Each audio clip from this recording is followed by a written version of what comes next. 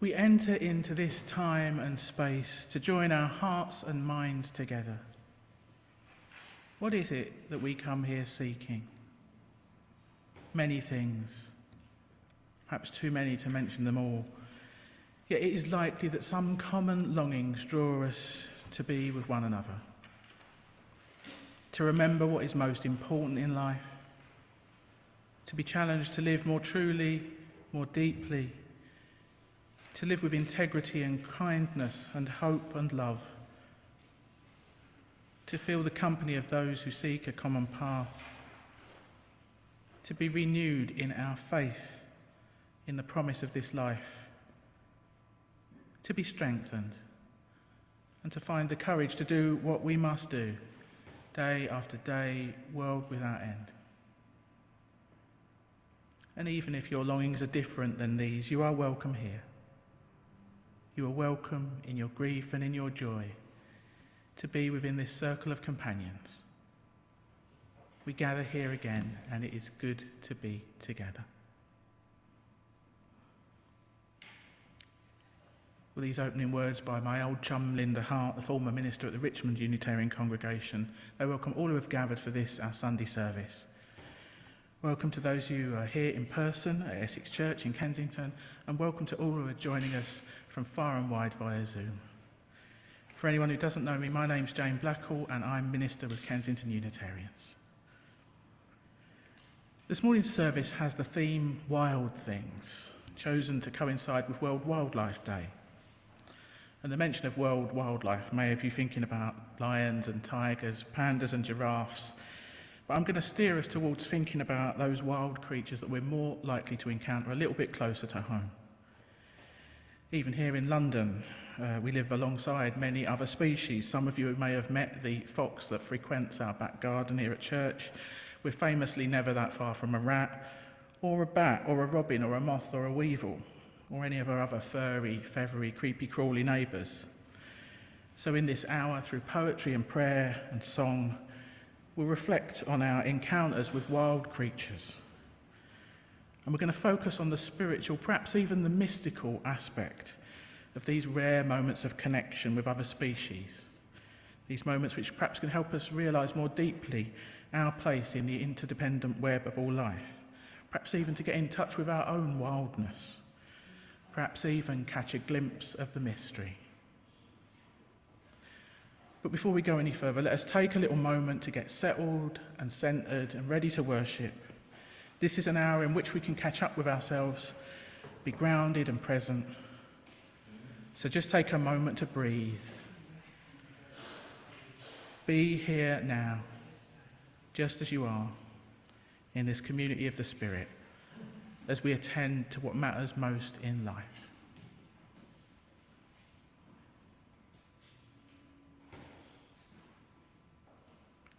And I'm going to light our chalice flame now, as we do each time we gather.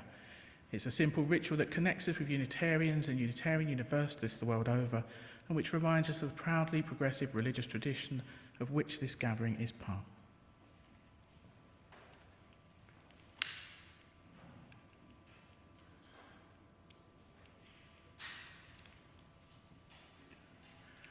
We light this chalice for the web of life which sustains us, for the sacred circle of life in which we have our being, for the earth, the sky, above and below, for this precious planet we share, and for the mystery which encompasses.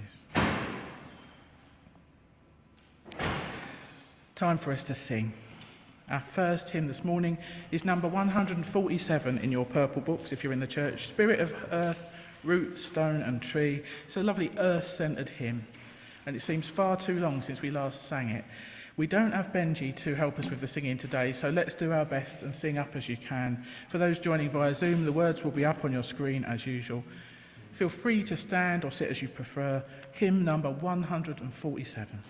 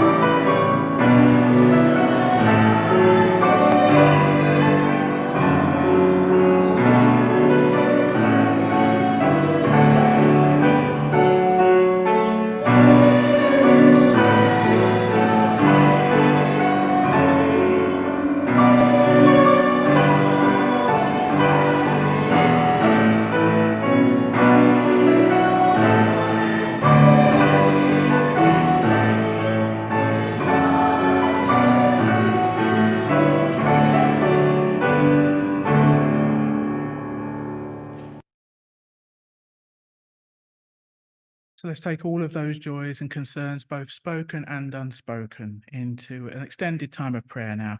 This is based on some words by Laura Horton Ludwig. You might want to adjust your position to get more comfortable. You might want to put down anything you don't need to be holding. You might want to close your eyes. Perhaps there's some position that helps you to feel more prayerful. Whatever helps you to get into the right state of body and mind for us to pray together now, to be fully present with ourselves, with each other, and with that which lies within us and beyond us.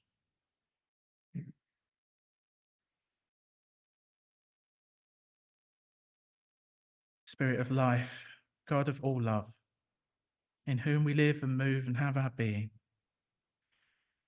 we turn our full attention to you, the light within and without, as we tune into the depths of this life and the greater wisdom to which and through which we are all intimately connected.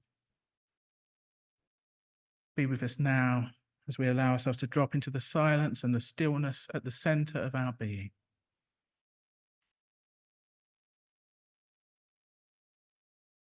Spirit of life, Spirit of earth, Spirit of all that breathes and all that is, we love you. We love this planet, our one and only home, and its people and all its diverse beings. We love this interdependent web of all existence of which we are a part. We love it all, and we want it to be blessed and well and healthy.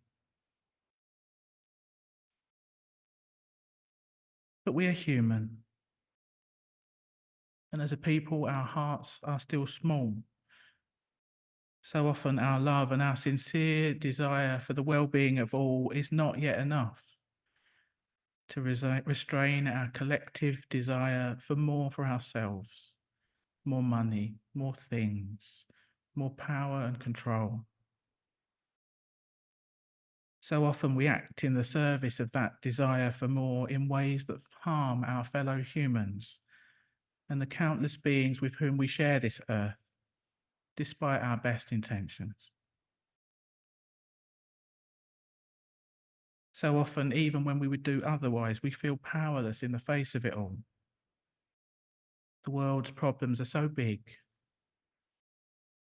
We might feel despondent. At this stage in history, what can we do? What can one person or one small group really do to change things for the better? But just for today, let our prayer be one for hope and for commitment to stay in the struggle, to do what is right as best we can each day, and to love you, Spirit of earth and ocean, stars and rocks, beings of every kind, not least our human neighbours, to love this glorious whole and to love ourselves too. For we are you and you are us. We are one.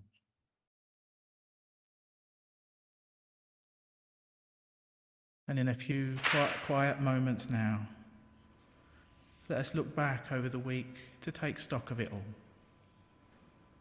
All those cares and concerns of our own everyday lives.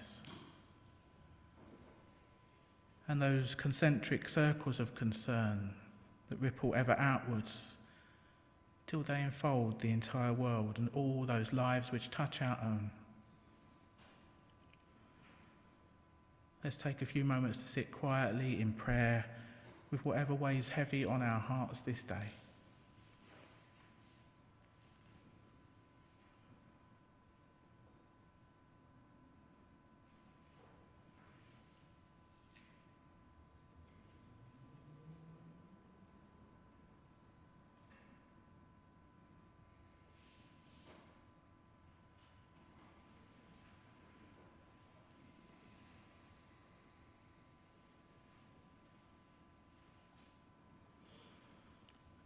And let us also take time to notice all the good that's happened in this past week. Moments of uplift and delight, beauty and pleasure, all those acts of kindness and generosity that we have known, the hopes and dreams and possibilities that are still bubbling up and reminding us that we are alive. There's lots to be grateful for. So let's take a little while longer to sit quietly in prayer and give thanks.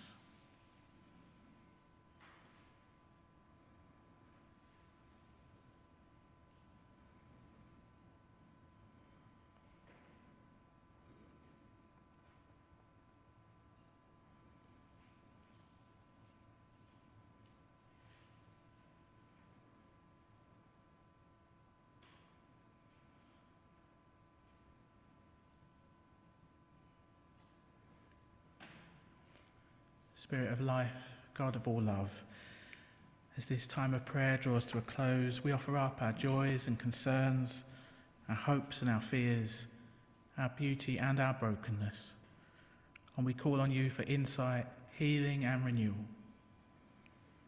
As we look forward now to the coming week, help us to live well each day and be our best selves, using our unique gifts in the service of love, justice and peace. Amen.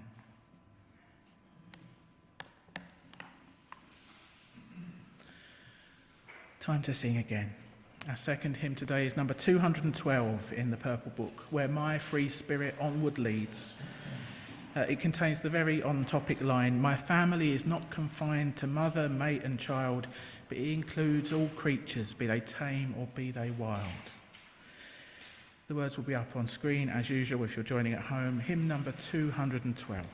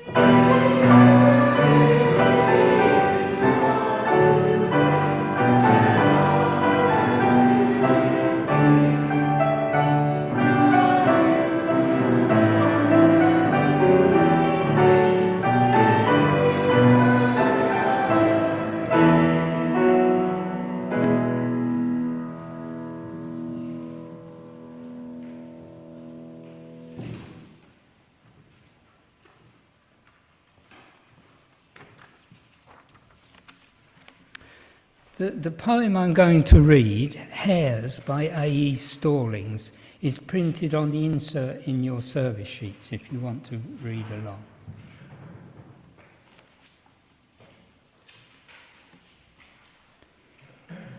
In 13 years of walking the mountain path, hares have been scarce. I've done the maths. In all this time, I've seen maybe 4 or 5. droppings I've seen that prove they're here at the crossroads at the turn. I picture one dished ear swivelling left then right as for a satellite, while the buck sits and lifts his stone axe head, one of his sparring mitts tentatively folded towards his angular chest, alert, at rest. Partridges or chuckers I often run across. They take off in a ruckus Greeks liken to flatulence, like rapidly deflating balloons. If ambulating, a matron and her brood bustle down the hill. Ignoring the rude interloper, they will pretend to putter till spluttering a flutter. I'm not left agog by them, but for the hare almost as big as a dog, there's no way to prepare for the huge unlikelihood. By the time I've understood, something drastic has happened. It bounds into the bushy mastic pursued by ghost hounds. The light's about to fail when it turns tail, and the two black tips of its ears bob away. To see one is to eclipse the rest of the day. Hares are not born blind. They are a watchful kind. I am seen, I bet, more often than I see.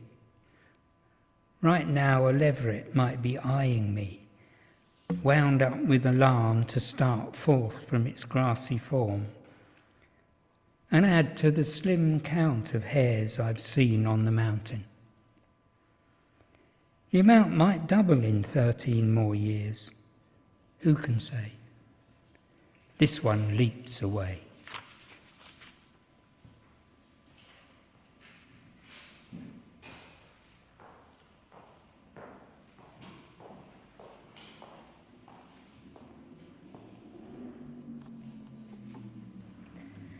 The Deer by Kenneth Collier.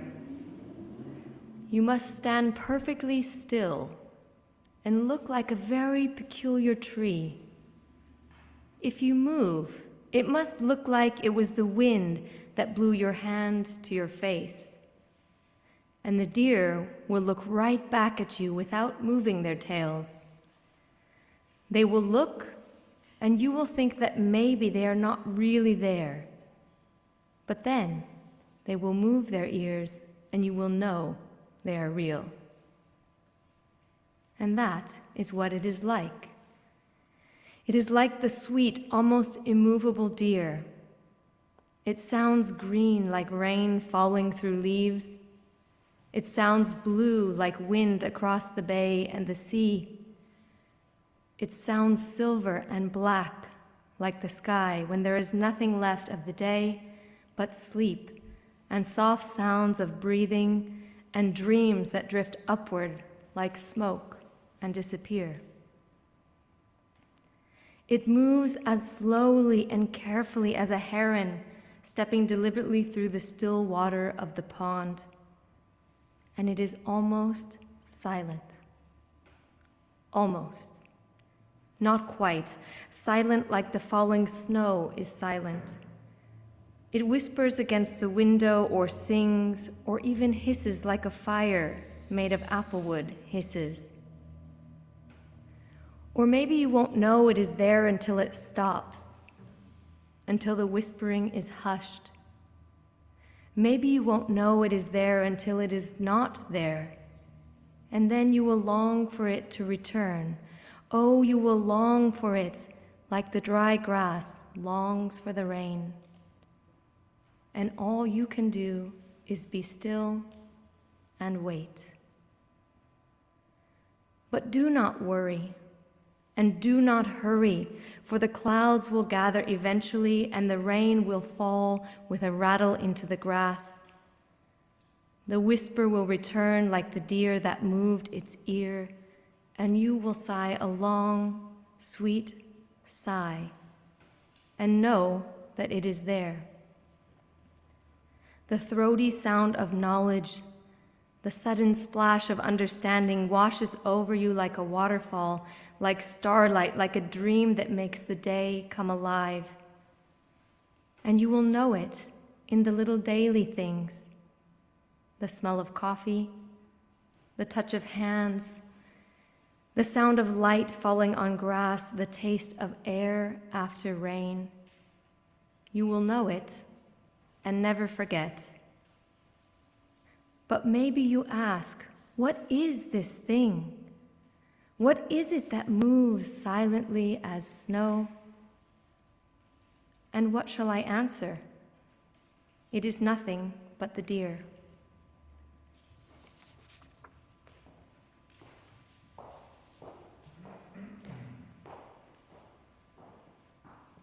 Thank you, Hannah, and thank you, Brian. And I think Janina's let the people at home know the text of the whole service is on our website. I know poems often require a second read to really absorb, so you can reread them all again on there. So we're moving into a time of meditation now. I'm going to share one more short poem, this one by Jane Hirschfield, to take us into the time of shared stillness and silence. The poem is titled "Three Foxes by the Edge of the Field at Twilight," and it's another one which perhaps hints at the mystical aspect of encounters with wildness. This will take us into 3 minutes of silence, and maybe during this time of silence you might call to mind your own encounters with wild creatures. The silence will end with a bell, and then we'll hear some more music for meditation. So again, let's do what we need to do to get comfortable. You might want to put down anything you don't need to be holding. You might want to put your feet flat on the floor to ground and steady yourself. The words are just an offering. You can use this time to meditate in your own way. Three Foxes at the Edge of the Field at Twilight by Jane Hirschfield. One ran, her nose to the ground, a rusty shadow, neither hunting nor playing. One stood, sat, lay down, stood again. One never moved, except to turn her head a little as we walked. Finally, we drew too close, and they vanished. The woods took them back as if they had never been. I wish I had thought to put my face to the grass. But we kept walking, speaking as strangers do when becoming friends. There is more and more I tell no one, strangers nor loves. This slips into the heart without hurry, as if it had never been. And yet among the trees, something has changed. Something looks back from the trees and knows me for who I am.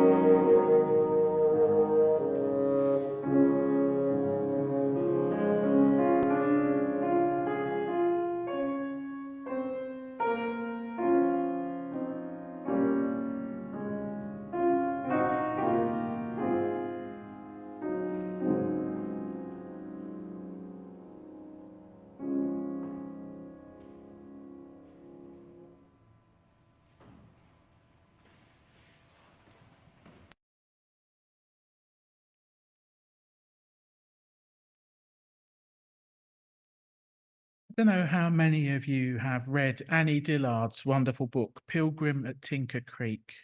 It tells of Dillard's explorations close to home near the Blue Ridge Mountains of Virginia. It's a few years since I last read it. It's a much lauded piece of nature writing, though to describe it in that way doesn't really do it justice. It's a deeply religious, theological, philosophical text in its own way. The excerpt of that book that I want to share with you today, it's an abridged selection, but still quite an extended reading. It's her reflection on stalking a muskrat, not for the purpose of doing it any harm, but to get close to this small creature, which is a bit like a small beaver, and to commune with it. So this is what she writes. I have seen many muskrats since I learned to look for them in that part of the creek. But still I seek them out in the cool of the evening, and still I hold my breath when rising ripples surge from under the creek's bank. The great hurrah about wild animals is that they exist at all, and the greater hurrah is the actual moment of seeing them, because they have a nice dignity and prefer to have nothing to do with me, even as the simple objects of my vision. They show me by their very wariness what a prize it is simply to open my eyes and behold. The wonderful thing about muskrats in my book is that they cannot see very well and are rather dim to boot. They're extremely wary if they know I'm there, and they will outweight me every time. But with a modicum of skill and a minimal loss of human dignity, such as it is, I can be right there, and the breathing fact of my presence will never penetrate their narrow skulls. In the 40 minutes I watched him, he never saw me, smelled me, or heard me at all. When he was in full view, of course, I had never moved except to breathe. My eyes would move, following his, but he never noticed. Only once, when he was feeding from the opposite bank, about 8 feet away from me, did he suddenly rise upright, all alert. And then he immediately resumed foraging. But he never knew I was there. And I never knew I was there either. For that 40 minutes, I was as purely sensitive and mute as a photographic plate. I received impressions, but did not print out captions. My own self-awareness had disappeared. It seems now almost as though had I been wired with electrodes, my EEG would have been flat. I've done this sort of thing so often that I have lost self-consciousness about moving slowly and halting suddenly. It is second nature to me now. And I've often noticed that even a few minutes of this self-forgetfulness is tremendously invigorating. I wonder if we do not just waste most of our energy by spending every waking minute saying hello to ourselves. Martin Buber quotes an old Hasid master who said, "When you walk across the fields with your mind pure and holy, then from all stones and all growing things and all animals, the sparks of the soul come out and cling to you, and then they are purified and become a holy fire in you." This is one way of describing the energy that comes. I've tried to show muskrats to other people, but it rarely works. No matter how quiet we are, the muskrats stay hidden. Maybe they sense the tense hum of human consciousness, the buzz from two human beings who in the silence cannot help but be aware of each other, and so of themselves. Then too, the other people invariably suffer from a self-consciousness that prevents them from stalking well. And it used to bother me too. I could not bear to lose so much dignity that I would completely alter my whole way of being for a muskrat. So I would move or look around or scratch my nose, and no muskrats would show, leaving me alone with my dignity for days on end, until I decided it was worth my while to learn from the muskrats themselves how to stalk. For stalking is a pure form of skill. Rarely is luck involved. I do it right or I do it wrong, and the muskrat will tell me, and that right early. At every second, the muskrat comes or stays or goes according to my skill. Can I stay still? How still? It is astonishing how many people cannot or will not hold still. I could not or would not hold still for 30 minutes at home, but at the creek I slow down, center down, empty. I am not excited.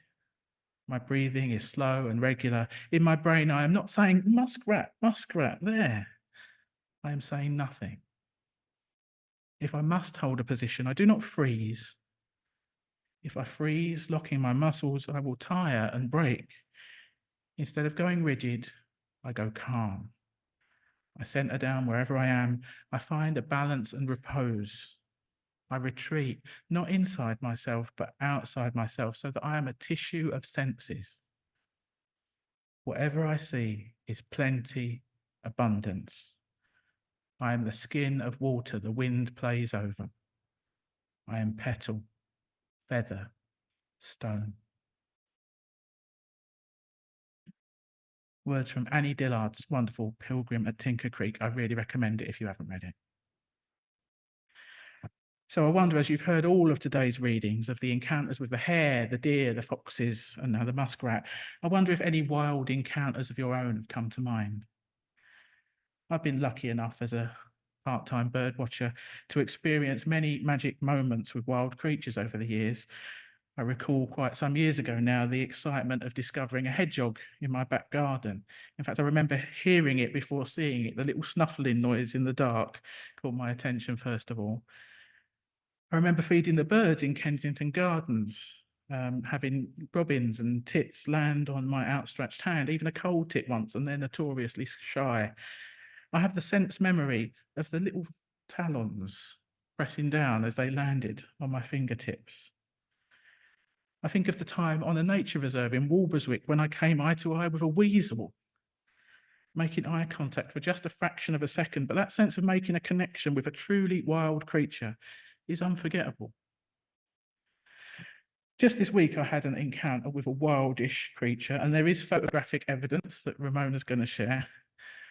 I was minding my own business, having a chat with my charm on a park bench, when a squirrel climbed up my leg and sat on my knee. He put his little hand on mine and adopted a pleading pose. I'd already eaten my sandwich, so I didn't have anything to give him. Now, this is not the first time I've been accosted by one of the squirrels of Mudshoot Farm. This city farm is near where I live, and I walk there often. It's almost comical how a squirrel appears from every tree and bounds towards you at high speed as if it's aiming to run straight up your leg and accost you for whatever it is you've got in your rucksack. They always come expecting food because a lot of people feed them. Sometimes they come up the back of the bench and tap you on the shoulder. It's easy to be blasé about squirrels. It's fairly easy to treat them as a nuisance. I'm certainly getting a bit fed up of them digging up my bulbs in the back garden. But I had a little moment with this particular squirrel. After putting his tiny little hand on mine and looking pleadingly into my eyes, he stretched out to my other knee, presumably to see if I was hiding food in the other hand. And as he did so, I felt his soft belly brush the back of my hand. It was a magic moment. I think if I'd gone up to a squirrel and attempted to give it a belly rub of my own initiative, I wouldn't have got very far. But I enjoyed the gift, the unexpected gift of this brief moment of intimacy with a wild-ish creature. Now, wild encounters don't normally fall into our lap like this. We often have to go to a lot of trouble to be where the wild things are. We have to go gently. We have to be extraordinarily careful not to scare them off, because in the main, they are rightly wary of us human beings. And all these poems we've heard today have underlined that. In 13 years of walking the mountain paths, hares have been scarce. We drew too close and they vanished. You must stand perfectly still and look like a very peculiar tree. And I am seen, I bet, more often than I see. As Annie Dillard says, you're better off going alone, becoming very still, very calm. And all this is part of what makes it so astonishing and enthralling on those rare occasions when we do at last get our close encounter with the hare or the deer or the fox or the muskrat or the squirrel. It probably won't have escaped your notice that there are many parallels between this practice of wild encounters and the spiritual life. Indeed, the photographer and animal tracker Paul Resendes has written, "I teach stalking wildlife in nature as a form of meditation. At its core, stalking has more to do with stillness than with movement. It is about slowing down and blending in. It is the ability to melt into the forest. Stalking allows people to drop their everyday personae until the forest no longer realizes that they're there. When you become the forest, when you're silent inwardly and outwardly, the forest starts to wake up, to move, and it's amazing what can happen. Words from Paul Resendez.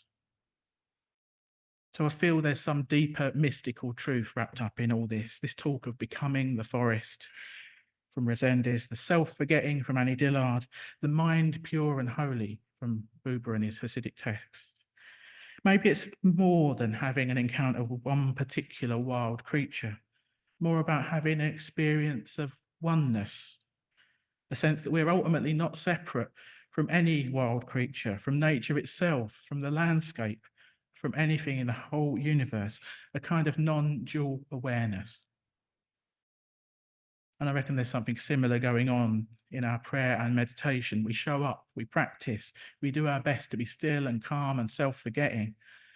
And maybe a lot of the time there doesn't seem to be much to show for it. But once in a while, 5 times in 13 years or whatever it was with the hares, once in a while, if we're diligent in our practice or lucky or both, we might just catch a glimpse of the wild mystery. So as we draw to a close, I want to offer just one more short poem which speaks of exactly this. Some of you will probably have heard me share this before. It's an old favourite, by Anne Lewin, Watching for the Kingfisher. Prayer is like watching for the kingfisher. All you can do is be there where he is likely to appear and wait. Often nothing much happens. There is space, silence and expectancy.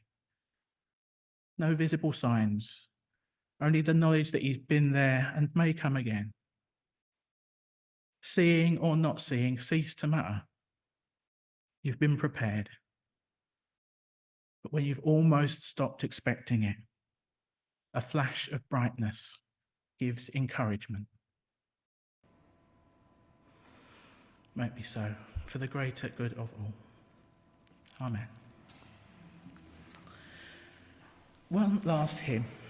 Our final hymn today is number 216 in your purple books, Wide Green World.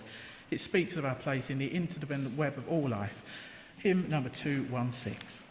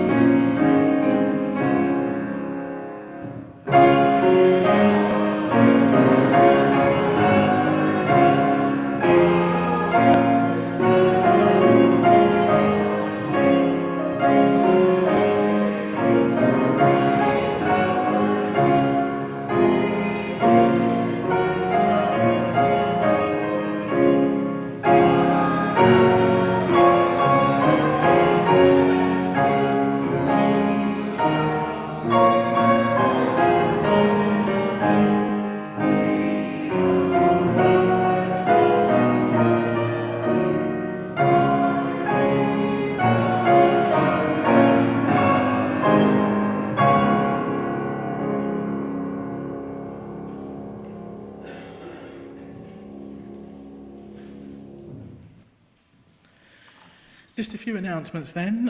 Thank you to Ramona for tech hosting. Thanks to Janine for co-hosting at home and welcoming everyone online. Thanks to Brian and Hannah for reading. Thanks to Holly and George for our lovely music today. Thanks to Liz and Juliet for coffee and greeting in some order. For those of you who are here in person, please do stay behind for a chat. We've got homemade coffee and walnut cake on offer, served in the hall next door. If you're joining on Zoom, please do hang around for a chat with Janine. This afternoon, we've got our in-person mini-retreat on the stories of our lives, as I mentioned. That's from 1 till 4. It's not too late to sign up for that if you still want to join us. I've got enough materials for a few more people. Pop out and get some lunch and make sure you're back here by 1. We've got our regular heart and soul contemplative spiritual gathering tonight and Friday at 7 o'clock. This week's theme is changes. We gather for sharing and prayer for about an hour and a half, and it's a really good way to get to connect with others on a deeper level. Email me to book your place for that. Wednesday night, we've got the in-person poetry group. Brian's in charge. Have a word with him if you want to know more. Let him have your poems so that he can print out copies for everyone to see. And Sonia's dance class will go on, as usual, on Friday lunchtime.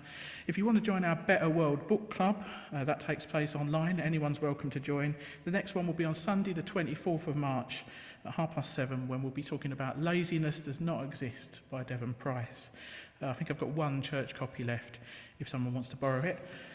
And a date for your diaries. We're going to celebrate the 250th anniversary of this congregation on Sunday the 14th of April. Me and Sarah will be co-leading a special service that day, and there'll be a congregational bring and share lunch after. Save the date and look out for Liz with a clipboard at some point so that you can sign up with her about what food you're going to bring along for the bring and share lunch afterwards. Next Sunday at 11, our good friend Michael Allured, minister with Golders Green Unitarians, will be leading the service on the theme, Let Justice Roll Down Like Waters. So come and support him if you can. And that will be followed by an in-person Sunday conversation exploring the service theme. We have got the message that a number of our online regulars are interested in joining in with those Sunday conversations, so we're going to work on making those hybrid, but in reality it'll probably be sometime after the 250th anniversary because we need to get our tech in order. All these activities are listed on the back of your order of service. All the details are in our Friday email, so if you haven't yet signed up for the mailing list, do get on that. The congregation very much has a life beyond Sunday mornings, so we encourage you to keep in touch, look out for each other, and do what you can to nurture supportive connections. I think that's everything. Just time for our closing words and closing music.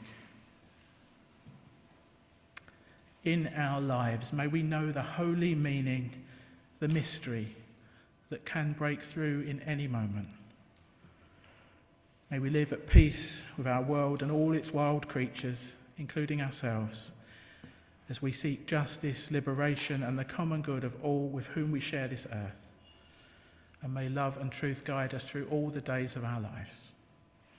Amen.